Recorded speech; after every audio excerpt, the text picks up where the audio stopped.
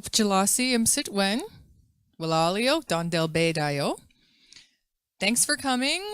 It might seem a little strange that I'm on the mic right now since we seem to be in a cozy situation, but this really is the benefit for our live stream audience who have chimed in, and it's much better for them to hear when I have the microphone. My name is Dawn Germain, for those of you who don't know me, and I've been working with the LMG Natural Resources Department over the last few months, helping them execute a community engagement strategy regarding lobster fishing in Listuguj. And they brought me back for one more meeting to help them present what they've drafted, an interim lobster fishing plan for this commercial season in 2017. So what I would like to do is go through the PowerPoint presentation, which kind of highlights some of the aspects of the plan, and then we'll leaf through it. It's not very long. There's only 7 sections to it. It's only about 6 pages of text. I just want to make sure that everyone here has a good understanding of what the document says, and then we'll open up the floor for questions and for a question period if anybody should have some.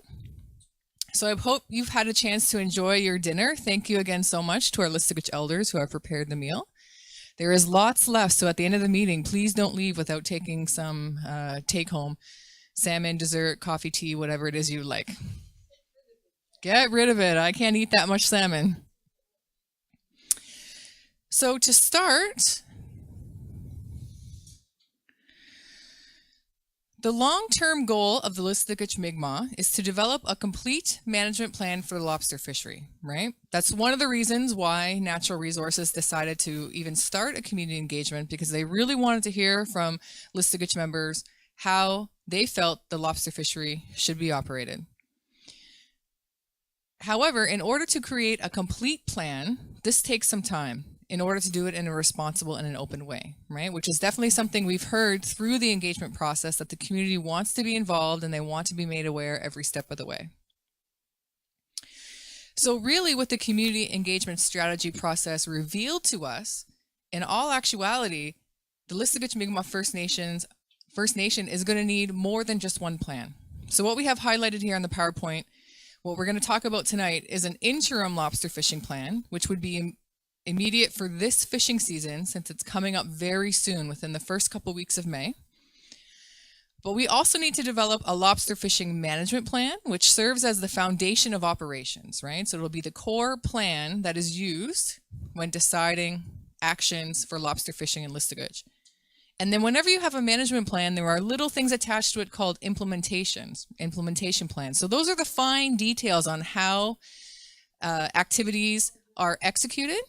And that could change every year. So I'll give you an example. The management plan might clearly say that at the beginning and at the end of every lobster season, the community would like to come together for cultural ceremony. What the implementation plan will give you details on is what exactly those ceremonies are. And they could change every year. So if one year they decided to do a water blessing at the wharf, and the next year they decided to a blessing of the boats, still fulfilling the requirements of the management plan, but they might have to tweak things along the way just to see how the community best responds. So there's the management plan, which is the overall guide, the overall objectives and goals, but then the implementations are things that can get tweaked on a yearly basis depending on the needs of the community. So what our community engagement really revealed to us is Listuguj members say they want to be involved, and they would like somebody other than Chief and Council alone and Fisheries Department alone to be in charge of decision making and policy development and planning. So in order to do this, we do have to create a full management plan, but we can't do that until we figure out a way that we can get community members involved. So what they have done in recognition of this is the LMG has developed an interim lobster fishing harvesting plan. So that means the fishing harvesting, that's the actual act of taking the fish out of the water, to initiate the 2017 commercial fishing season, which is really upon us. So this plan aims to support Mi'kmaq rights and interests, support cultural, social, and institutional objectives, which are rooted in Mi'kmaq values, which we have seen and discussed in the community engagement strategy. And it strongly refers to the Listuguj Mi'kmaq Marine Fisheries Harvesting Law, which was originally created in 2001 and then slightly amended in 2010. But that law basically states that Listuguj Mi'kmaq have the right to exert their own management and government governance over their lobster fishery. And then, of course, this plan does take into consideration the results of the community engagement strategy, which clearly did indicate that Listuguj Mi'kmaq support practices that acknowledge our inherent and our Aboriginal and our treaty rights, that can provide access to our members, and of course, keep the community involved along the stages of the plan. So this plan that we're going to talk about tonight, the priority is to fish lobster in the Baie des Chaleurs and to utilize all of our commercial licenses during the spring of 2017 commercial fishery. So during the community engagement process, we talked a lot about our zone 21B, and we know that that's located in the Baie of Chaleurs. But in our plan, we didn't want to kind of define that so narrowly as being only able to fish in zone 21B. So we recognize our traditional fishing territory as the Baie des Chaleurs. That's why it's referenced in that way in the document. And we're also saying that we plan on utilizing all of our commercial fishery license. So for those of you who haven't been following along too closely with the engagement strategy, you may not know that currently Listuguj is in the position where they're in negotiations with DFO. And DFO is saying, you know what, even though you technically could have 4, we think you should be only able to fish 1 this commercial season. And Listuguj is saying, I don't agree. We want to be able to fish our 4. So that's where that statement is coming from. That's a real assertion that we will be fishing our 4 licenses for this 2017 fishery. And by doing that, it will support Listuguj Mi'kmaq in exercising their inherent right to the Gaspegawaagi and its resource, ensuring that Aboriginal rights and an Aboriginal title are respected. And it's a continual process of engaging with governments on a nation-to-nation basis, which sometimes they may not be too eager to do, but Listuguj is really asserting that, which of course includes honoring the spirit and intent of the treaties and the treaty rights. So that's the plan for this year. They're in negotiations with DFO right now. They're unclear about particular start dates and end dates, but they are saying we will be fishing our 4 licenses during this commercial season, and we will be doing it in the Baie des Chaleurs. So now that that interim plan has been put in place, and now that this plan is going to be a really good piece of material and show of support for Listuguj as they continue their negotiations with DFO, there are obviously going to be some next steps. So what are the next steps when Listuguj thinks about how to develop their lobster fishery? Once the commercial fishing season is underway, the LMG and the Fisheries Department will turn their attention to the development of a lobster management plan. So that's like we talked about being the foundation of how to fish lobster in Listuguj. The first step in this process will be to develop a term of reference for a fisheries council. So that was something really key and really significant that came out of our community engagement. A lot of you who have been at our sessions know that the community really said loud and clear, we want a group of people, another body besides LMG, another body besides Chief and Council who can be in and very active on the decision-making processes, on the development of policies, on the research that's being conducted. So even though it could have been very easy for LMG to take all of your information from the community engagement and write their own management plan and write their own document, they've heard very loud and clearly that that's not their place, and that would actually be the place of a fisheries council who works alongside the fisheries department and in conjunction with the LMG. So before a management plan can be developed in detail, of course, we've got to spend some time and energy investing on developing this fisheries council. So some of the things that the LMG, which is the Listuguj Mi'kmaq government, which is representative of both the operations, so the executive director and the chief and council, along with the fisheries department, their next task will be to develop a mandate for the fisheries council to define the roles and the responsibilities of what this council is to do. And of course, what would the selection process be for people who want to participate on the council, and what would the criteria be? Because again, as a result of the community engagement, members were saying, yes, we want a representation, but we want to make sure we're putting people in place who are knowledgeable, who are experienced, and who are going to be able to make very good decisions concerning our lobster fishery. So there has to be a little bit of time and care put into that whole process. And some of you might be wondering, well, if we said that we don't want Chief and Council and LMG to be doing things on their own, why are they now responsible for selecting and creating the mandate for the fishery? And that is because right now there is nothing else in place that would say anything otherwise, right? We don't currently have a commission. We don't currently have a fisheries. Right now in Listuguj, the way things operate is that Chief and Council and LMG do most of the work.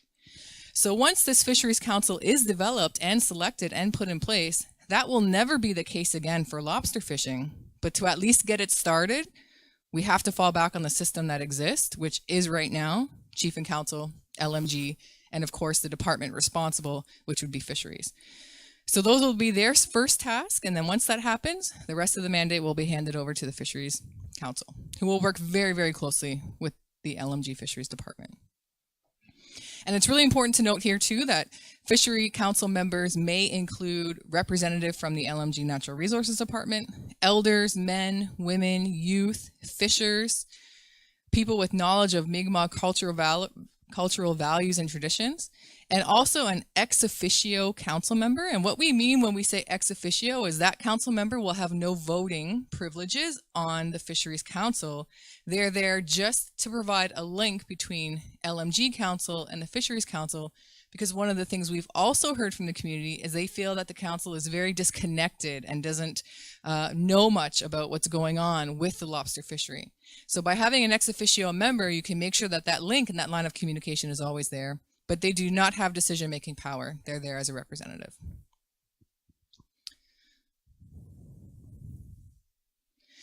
So once the Fisheries Council is up and running and that operation is going on, what are some of the things that they're going to have to deal with? The very first thing that they are going to be challenged with, the very first task that they will tackle, is they are going to develop management plan details for the fall food fishery.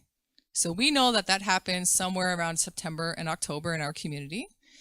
And for those of you who have been involved in the community engagement, there was lots of discussion around how that food fishery access and how that food fishery distribution process could be changed and could be developed even further.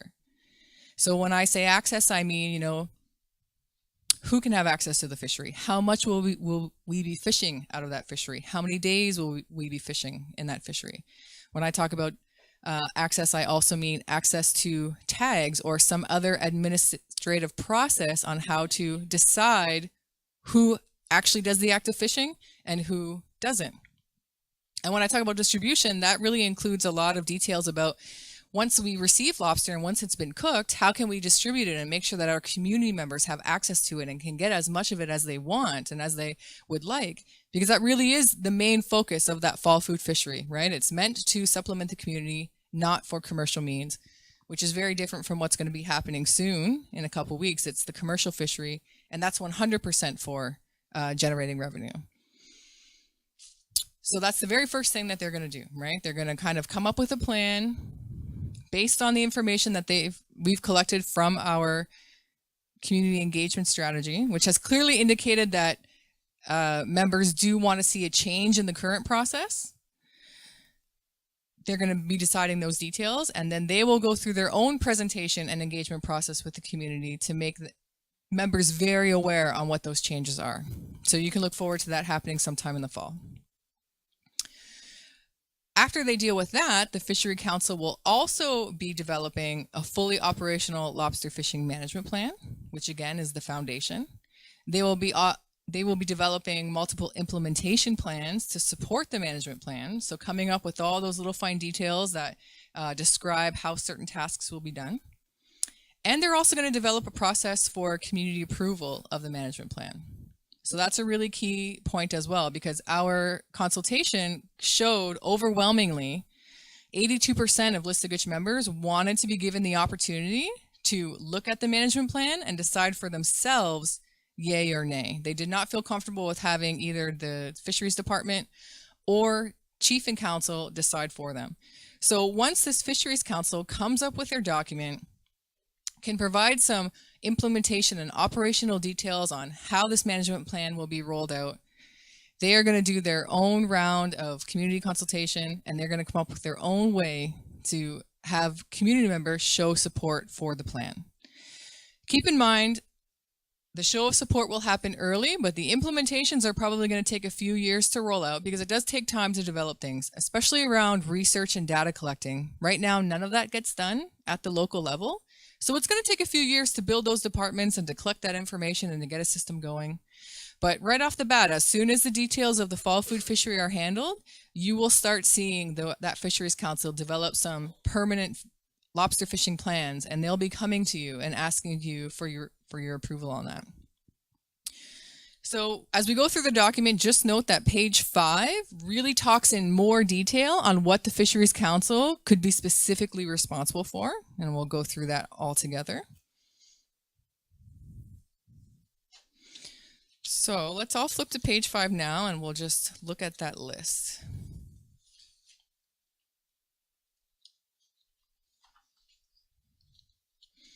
All right, so the lobster fishery management plan that is ultimately developed may include the following components: protocols, policies, measures, and procedures, access to the resource, including increasing access, size of the annual catch, distribution under the food, social, and ceremonial fishery, like we discussed, licensing, and that's for both the commercial and the food fishery, conservation and sustainability of the resource, so developing our own ways to do that, because right now Listuguj doesn't have any.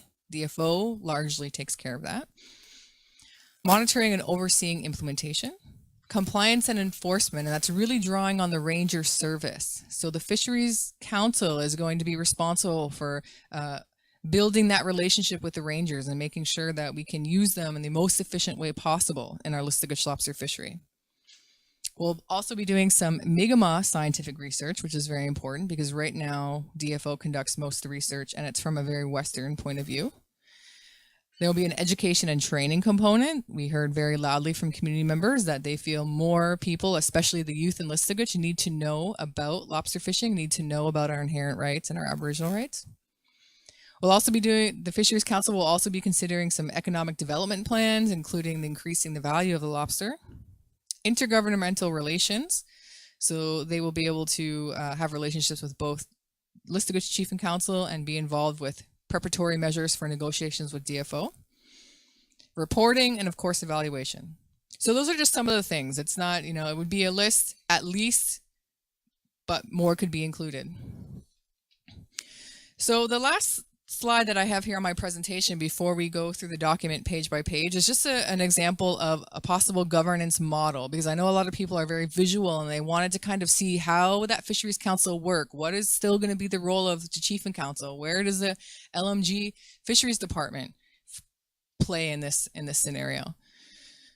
So we've come up with a model here where it shows, it's a little confusing at first because it's a bunch of circles, but basically this is all of the fisheries, right? This is how fisheries operation is going to work. So we have the LMG Council, who they are the governing, the governing body of Listuguj, right? They're our elected leadership.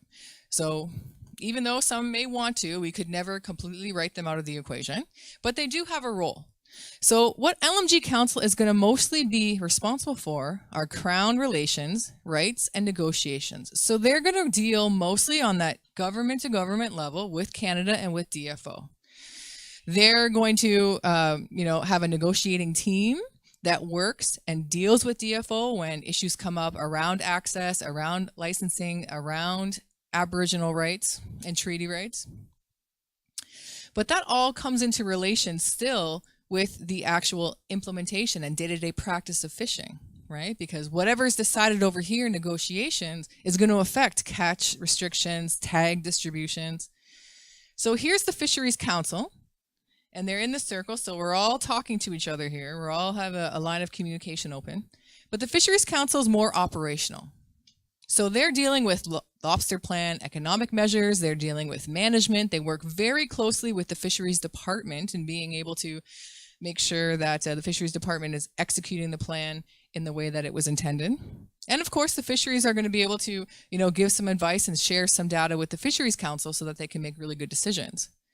So the negotiation team is going to have to pull some information from the Fisheries Department. The Fisheries Department is going to have to use some of that information and make sure that they're executing the plan properly. The Fisheries Council is going to be talking with the LMG Council because they need to know what's going on over here in order to decide how to operate. So they're going to be deciding a lot of information that the Fisheries Department will then be responsible for executing and making sure that they conduct every year.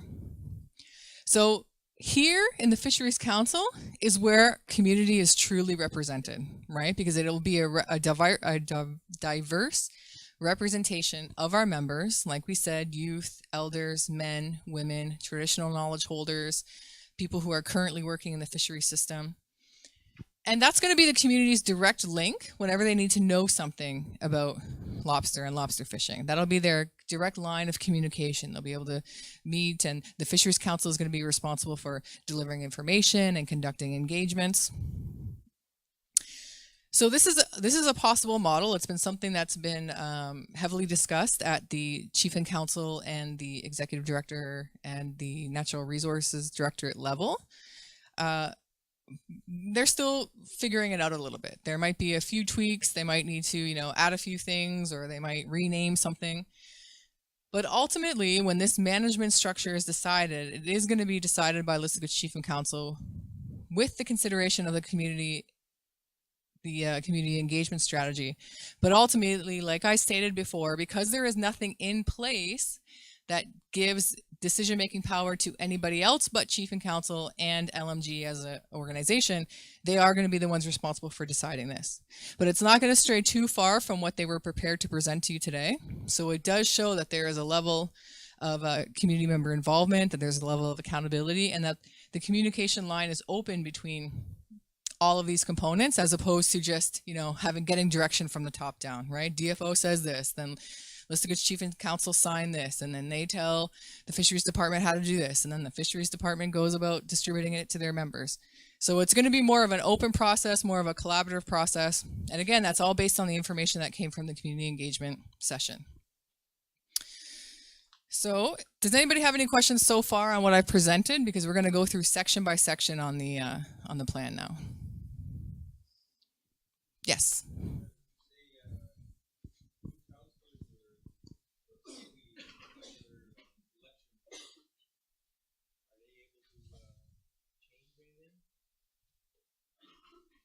So the question, it was a great question coming from one of our members, was what happens when a new election comes? Because it's not this summer, but it's next summer that's happening in Listuguj, right? How does this affect the structure? How will this affect the plan?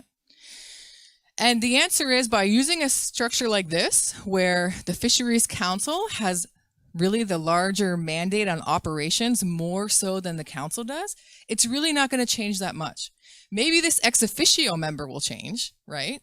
But otherwise, the council mostly deals with the negotiations at the government level. They're not supremely involved over here in the operations. That mandate is going to get delivered to the Fisheries Council. Chief and Council are going to deliver that mandate to them when they're formed, when this council is formed. It's not formed right now, but it will be, and the goal is in time to make some major decisions for the fall food fishery. So by working a plan like this, even if governments change often and change quickly, it's the Fisheries Council that's going to be the stronghold for decision-making about lobster fishing plan. And of course, when the mandate and the criteria is developed for that, they might decide to change their members every 4 years. They might decide to change their members every 5 years, right? So the longevity of this Fisheries Council could possibly outlast the longevity of the Chief and Council cycle. Does that answer your question? Anybody else have a question before I move on? Okay, so first I'll just turn your attention to the first page here. It's a cover letter that has been written to you by Fred Metallic, who's the Director of Natural Resources. And it's just a brief description of what we've talked about already, right? Stating how through the engagement process, there was the recognition that a full management plan couldn't be created properly, because to do that properly, we need the Fisheries Council. That's what the community has said to us, and the Fisheries Department is listening. But what he does go on to say is that in the meantime, because there are major issues happening right now with DFO, particularly about trying to restrict access for the 2017 season, they needed to come up with an interim plan so that should something happen, they've got a tool that they can use in that negotiation or potential legal battle with DFO. So that's basically what he's introducing here through this letter. You can definitely take it home and read through it. If you've got any questions, Dr. Fred's information is here, along with Kurt Dedam, who is the fisheries manager. So then we flip to the table of contents. There's just 7 sections: the preamble, definitions, core beliefs, guiding principles, the commercial lobster fishery, and then priorities for 2017, along with the next steps. So when you turn to the first page, again, the preamble is just setting up a little bit of context for you, right? It talks about currently, Listuguj Mi'kmaq, we fish out of the Bay of Chaleur. We typically have 2 fishing seasons, a commercial one in the spring, a fall one, or a food fishery in the fall. And that the development of this interim plan follows along the engagement process, which was held in the early spring of this year. It does say that the final plan will continue to be developed with the Listuguj Mi'kmaq community, and it will be approved by the community through an appropriate process. So even though I can't tell you what that process is now, it's the Fisheries Council that is going to develop that, and they're going to have a very good communication plan with the community to make sure that they are staying in tune with what the membership wants out of this lobster fishery. So it just sets up a little context. You can definitely go ahead and read that. The next section is definitions. And if you've been to our engagement sessions, these will be very familiar to you because it talks a lot about the Mi'kmaq values, the terms that we have used very commonly in our discussions. There's a list there, and it kind of also highlights some of the technical terms too, just so that you can keep those straight in your mind as you're reading through. The next section is core beliefs, and that's really what we've heard from the community is the basis of this plan, right? If Listuguj Mi'kmaq are going to assume governance and operation of their fishery, we are going to do it in a Mi'kmaq way, which would be hard to do if we didn't talk about core beliefs. So if I can just read here, since it's a small section, this interim Listuguj lobster fishing / harvesting plan, as well as the forthcoming final lobster plan, which is the management plan, are made pursuant to the exercise of the inherent jurisdiction of the Listuguj Mi'kmaq Nation. Fundamental to this is our belief and position that, 1, we are vested by Gizidiget with sacred responsibilities for stewardship to the land, waters, and all living things. And 2, we are duty-bound to protect, conserve, and respect all things which Mother Earth supports within our territory. So even when the Fisheries Council is considering the details of the management plan, they must keep these core values and core beliefs in mind. So when they're making decisions, they're basing their decisions on these core beliefs, on these Mi'kmaq core values. Number 3, we have inherent Aboriginal and treaty rights that have never been ceded or relinquished. We have communal, collectively held Aboriginal and treaty rights to our fisheries. And we coexist with other peoples, as recorded in the wampum and the treaties. That's going back a long way. Some of the other guiding principles, again, so with the core beliefs and the guiding principles, anytime the Fisheries Commission makes decisions, they're going to reflect on those, and they're going to go back to that and make sure that their decisions are truly representative of what these are. So we have Ngodamuk, taking care of something in a careful manner. Abajiginmuen, sharing and giving back. Get me de dimanage, respect. And well dedemek, we agree in thought. And again, those are things that we've been talking about a lot through the engagement process. So for most of you, those probably aren't new terms, but it's good to reemphasize what those guiding principles are here. Section 5 just talks about the commercial lobster fishery in its current state. So the Listuguj Mi'kmaq have traditionally fished in the Bay de Chaleur, and we continue to do so to the present day. But make note how we're not referencing Zone 21B, right? Because that was a zone decided for us by somebody else. That's the zone that was given to us by DFO. But traditionally speaking, Mi'kmaq people, we didn't just fish there, right? I'm sure these guys can attest to that. It was all of the Bay de Chaleur. So we state that in our operations, that we fish in the Bay de Chaleur. And when you flip over to the other page, you'll see a map of that, right? That kind of depicts our natural area. It lets you know that it operates 2 fisheries, the commercial and the food fishery. And for those of you who don't know, the commercial fishery generally is 4 licenses, and they go for 10 weeks between May and July. And then the food fishery, that's 1 license, but it's broken down. So it can have multiple people accessing it. And that happens in the fall. And generally that's about 21 days or so, 3 weeks. So the focus of this current interim plan is on the commercial fishery only. Like we said, the very first task of the Fisheries Council will be to make those decisions on the food fishery. So this plan that asserts we will be fishing the Bay de Chaleur and we will be fishing our 4 licenses really is only particular to the 2017 commercial fishery, right? Depending on what Fisheries Council decides for 2018, it could be different. But in 2017, we are fishing 4 licenses and we are fishing in the Bay de Chaleur. As noted earlier, this plan is a transition mechanism to allow the community to successfully embark on the commercial fishery in the short term while we are taking the time to develop a comprehensive lobster management plan that can be used to manage the fishery over the long term.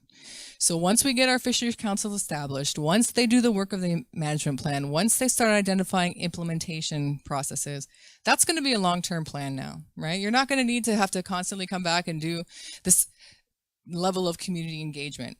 After the plan's in place, it's just going to be doing a series of checks and balances, right? Making sure we're still on track, making sure that it's still, what the community wants and that you're being listened to. But this massive community engagement process that we just went through, that was all to set up for this management plan that will be developed once our Fishery Council gets in place. Number 6 is just the priorities for 2017.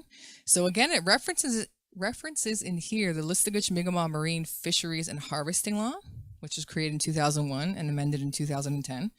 And that harvesting law was basically an extension of the Mi'kmaq Fishing Law from 1996, where the fishing law mostly deals with salmon. The marine law deals with all marine life. So that does include lobster, that does include crab, that does include shrimp, that does include salmon. It includes all marine life. So to that end, the priorities of this interim lobster fishing harvesting plan is to fish all of our commercial licenses. And by doing this, we will support the Listuguj Mi'kmaq in the following ways, right? Like we saw on the slide. So by exercising our inherent right to the Begawaagi and its resource, by ensuring that our Aboriginal rights and titles are respected, and engaging with governments and making sure that our treaty rights are recognized and upheld. When we go to section 7, that's the next steps. And we've talked a lot about that in the PowerPoint, but basically that's saying this is the plan for 2017. The very next step will be for LMG operations, so the executive director, the fisheries department, and the LMG chief and council to get together and decide those terms of reference for the fisheries council. Once the fisheries council's made, they're going to deal with the issues of the fall food fishery, and then they're going to continue on with the implementation plan.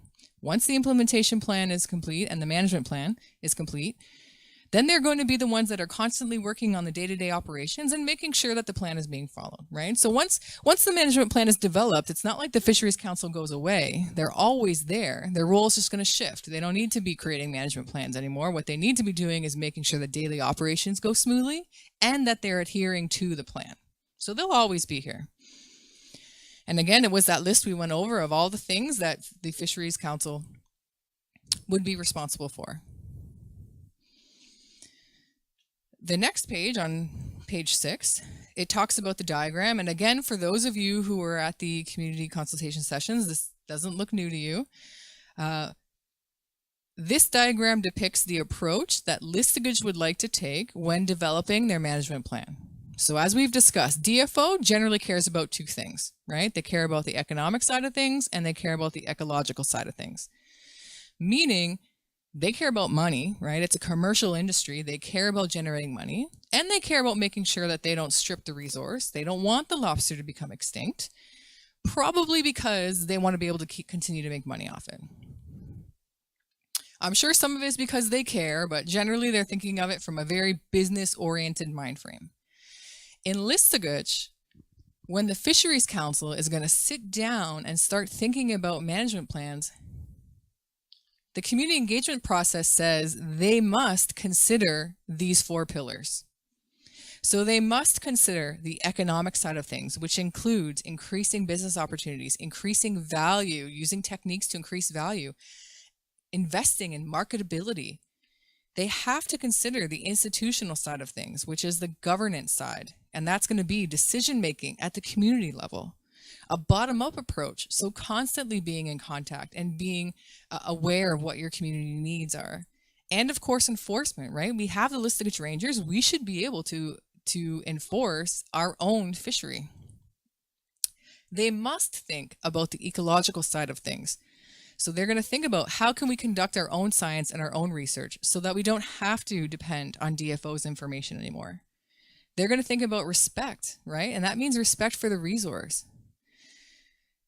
How can we make sure that we are conserving our lobster, that we're not taking too much, that we're taking what we need, but that we can also give back? So as we're fishing, they should be thinking of ways that we can develop programs that can, increase populations of the lobster and the beta chaleur.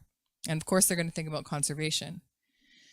And when they're thinking about the management plan, they must consider the social and cultural aspect of it, which is access to the food fishery. How is that going to be done on Listuguj? How do we want that changed? We've already heard from the community they want to see something different, but how? What can they develop that will best reflect the community needs? How can we go about culturally appropriate conflict resolution? And how can we continue to maintain this community attachment? Because we've done that. We've done that pretty well through the engagement process, but this is only 1 year, and hopefully the Listuguj lobster fishery lasts for generations. So how can we constantly make sure that our community is attached to this lobster fishery? And then again, at the end, it's the chart that we just discussed. So again, this is a model, and we felt, at first we were unsure whether we should show you a possible model or not, because sometimes when things go out in print, it tends to be permanent. But we also ultimately decided that it was really good idea to give people a visual so that they can understand what we mean when we say this is going to be a collaborative process, right? It's not that typical hierarchy that you see where chief and council sit up on top and everything follows down, and that things flow down and never can flow back up again. So even though this model might change a little bit the next time you see it, generally those principles are there, right? Keeping this circular line of communication open, making sure that the LMG Council stays more on that political side of things, negotiation side, and the Fisheries Council stays on the operational side. So this is a model that was created. Ultimately, it's going to be Chief and Council who decide on the final model, but they will have to do that in collaboration with what the community engagement strategy has said, right? And we've reported on that. So it's not like they can say, oh, we didn't know. They definitely know. And now the community has a way to be able to keep them to that because you know as well. So you can look for that, as that's going to be one of the first things that happens after this 2017 commercial season gets underway. They're going to work on this management structure. They're going to develop the Fisheries Council. And then once that happens, that's when the ball is really rolling. And then that Fisheries Council is going to do a lot of work for us in the next coming months, because we're May now, but fall fishery is not that far away, really, when you think about it. So with that, that's the end of the presentation on the documentation. I'd like to now open up the floor for questions. If there's anybody who has any comments, concerns, questions about the plan. Just keep in mind that if it's a technical question, I may have to get back to you, as Dr. Fred isn't here, but I will do my best to provide you with the most accurate answer. But comments and concerns, I do have my assistant here who's been ready with her pen to be able to mark down anything that you guys have to say. So at this point, I'll open up the floor and see if anyone has any comments. Oh, yes.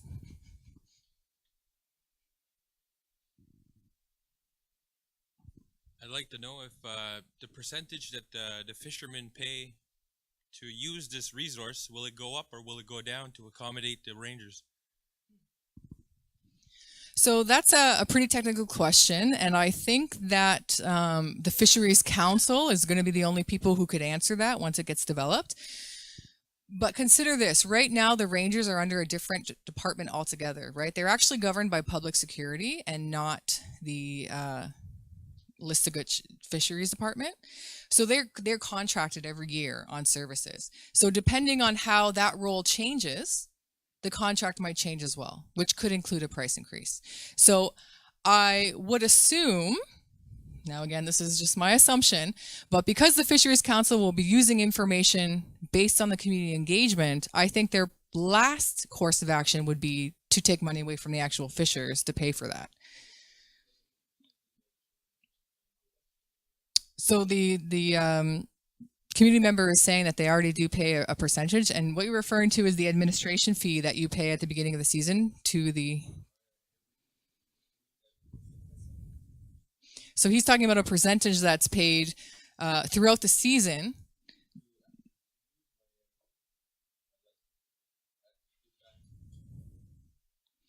So what I'm going to do is hand the mic over to Kurt to Dan because he's the fisheries manager and he can explain a little bit more on what that percentage goes towards. Because I myself don't know how much of that actually goes towards paying the rangers, but we'll hand the mic over to Kurt. So that fee is used to fund the operations. I think you've been explained that before, right? What the fee goes towards. And for your question, if that fee will go up or down, that'll be decided on when the council gets formed and it goes through budgetary planning, and it'll be communicated to the fisher groups. So what Kurt's really describing there is that the Fisheries Council will be playing the hand on those decisions, although that's probably going to change on a year-to-year basis. So that's part of the implementation plan, right? So those implementations on how to conduct things year by year by year, those might change, but the general management of the plan will stay consistent. So for this current fishing season in 2017, you're not going to see any difference from what has already been agreed upon. For 2018, that could change, but neither of us can answer that question right now because we need to wait and to see what the Fisheries Council is going to do. Are there any other questions? Yes.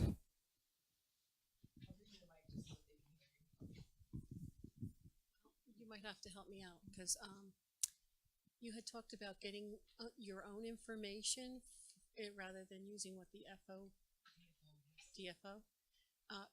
So collecting that information, what kind of information are you going to use?